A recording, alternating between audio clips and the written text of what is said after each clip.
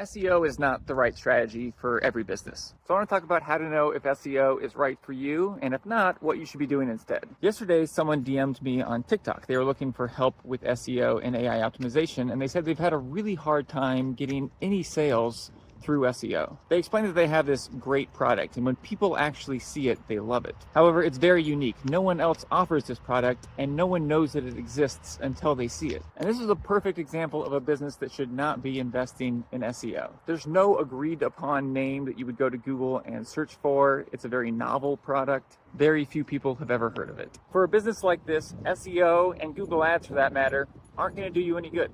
No one's searching for your keywords. The only relevant terms that you might care to rank for would be something like ideas. In this case, personalized gift ideas. However, terms like that are way too competitive. It's going to be some big publisher that ranks at the top of Google. And nowadays, people aren't even going to go to that publisher's website. It's just going to get answered in some kind of AI response. And that's one hint as to what you should do instead of SEO. We'll get back to that in a second. The point is, traditional inbound marketing almost never works for these kind of businesses. So what works instead? Well, outbound marketing works. And mainly, I'm referring to organic social media or social media advertising. If your ideal customer is not aware of your product or service, you need to inform them. As long as there is a target audience for your product or service, you can get in front of that audience on social media. Typically, this is going to mean creating a compelling video that shows off your product or service. I recommend creating at least a dozen such videos and posting them organically to all the social media platforms and seeing which one does best. Then make a 15-second version of the top performing video and put a strong call to action at the end. Run that video as an advertisement on whichever platform your video is performed best on. That is right now